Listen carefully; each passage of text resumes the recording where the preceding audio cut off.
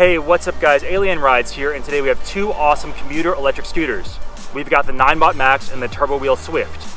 So we're gonna take a look at some of the features and the specifications and take them out on a ride. We're gonna do a comparison and see which one might be better for you. Subscribe and let's ride.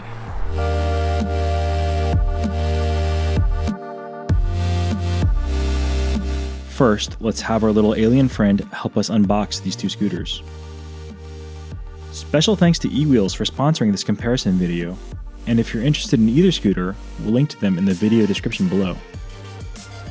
So we're riding these scooters around San Francisco now, and I'll alternate between footage of the two different scooters. Starting with the history of these two, Ninebot is a well-known manufacturer in the electric vehicle space. They make everything from hoverboards, to electric unicycles, to electric scooters, and more. Their products are generally considered to be well-built and safe. Their new Ninebot Max scooter is so robust it's perfect for rental scooter companies, and that's exactly what companies like Bird and Lime are using the scooter for. Turbowheel is a line of scooters sold by eWheels, and they're based off of the same models as the popular Zero line of electric scooters. They take the T8 base model and customize it to be a nice little package for a commuter scooter. So let's jump into some scooter features, and we'll get into the exact specifications and performance later. Both scooters are foldable, and you can carry each by the scooter stem when folded. Also for portability, the handlebars of the Swift fold down for a more compact package. One interesting feature that the Swift ships with is the trolley wheels. These wheels allow you to trolley the scooter when folded quite easily. This might make the Swift more portable in my mind, since the Ninebot does not have any trolley wheels. Now onto some safety features. The Ninebot Max has a built-in twist control for the bell. It's a pretty nice little integrated system.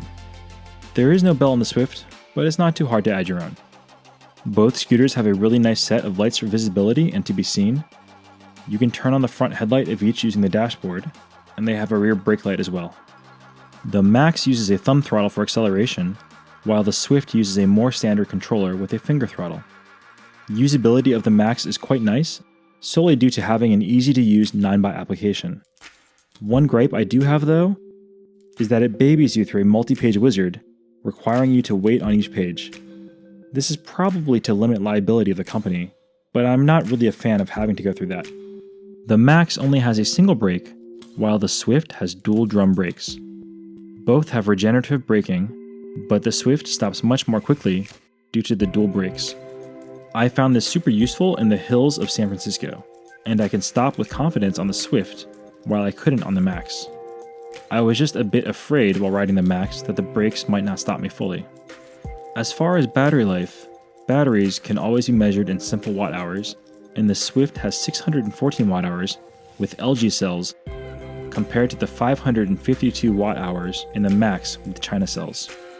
As for performance, there's no question that the Swift holds true to its name and provides an additional 150 watts over the Max, for a total of 500 watts running at 48 volts.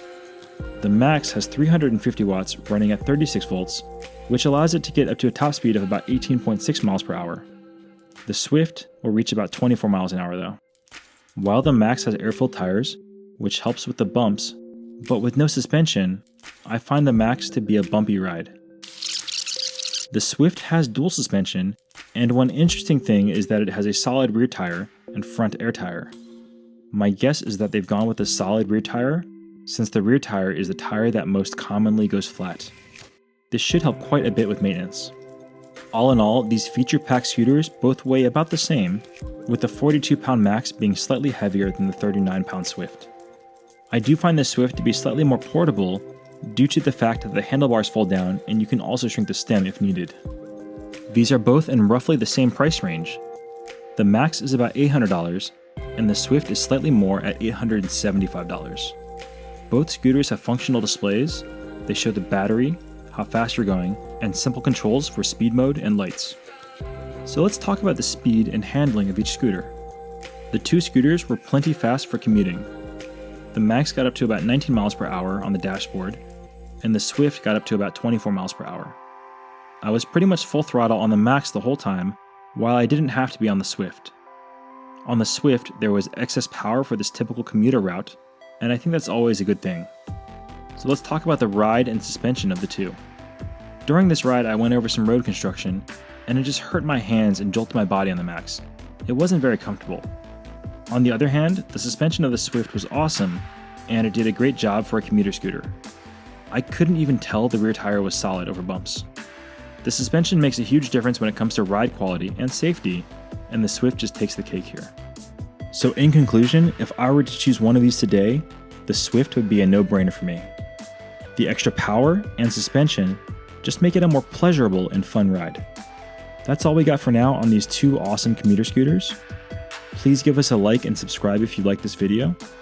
Thanks so much for watching, and we'll see you all next time.